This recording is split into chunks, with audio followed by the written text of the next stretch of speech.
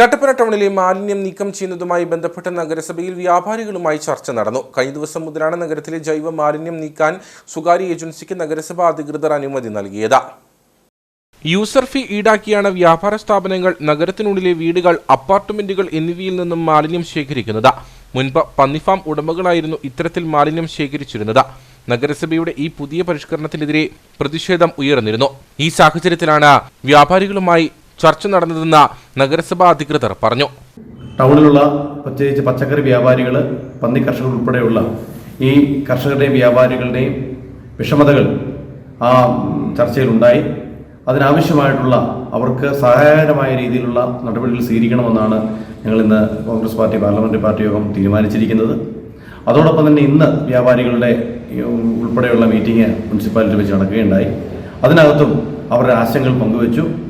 ഭരണസമിതി അവർക്ക് അനുകൂലമായ ഉചിതമായുള്ള നിലപാടുകൾ സ്വീകരിക്കാനാണ് നിലവിൽ തീരുമാനിച്ചിരിക്കുന്നത്. അടുത്ത ദിവസം നടക്കുന്ന കൗൺസിലിൽ എല്ലാ കൗൺസിലർമാരും ചേർന്നുകൊണ്ട് അനുകൂലമായ നിലപാട് വരുമെന്നാണ് ഞാൻ പ്രതീക്ഷിക്കുന്നത്.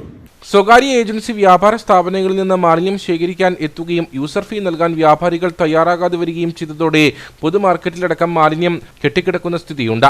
വിഷയത്തിൽ നഗരസഭയുടെ ഭാഗത്തു നിന്ന് അനുകൂലമായ നടപടി ഉണ്ടാകുമെന്നാണ് പ്രതീക്ഷയെന്ന് വ്യാപാരി വ്യവസായ ഏകോപന സമിതി Kattappana unit president Sajan George പറഞ്ഞു. വളരെ ബുദ്ധിമുട്ടായ പച്ചക്കറി വ്യാപാരികൾ അനുഭവിക്കുന്ന കഷ്ടതകളും ബുദ്ധിമുട്ടുകളും അവരെ മനസ്സിലാക്കാൻ സാധിച്ചിട്ടുണ്ട്. അതിന് ശക്തമായ ഒരു നിലപാടുമായിട്ട് വ്യാപാരി വ്യവസായ ഏകോപന സമിതി പോകും. ഉറപ്പായിട്ടും അവരുടെ വ്യാപാരികളുടെ പക്ഷത്ത് നിന്നുകൊണ്ട് അത് ഏതറ്റം വരെ പോകാനും ഞങ്ങൾ തയ്യാറാണ്. മുനിസിപ്പാലിറ്റി ഉറപ്പുകൾ പലതും തന്നിട്ടുണ്ട്.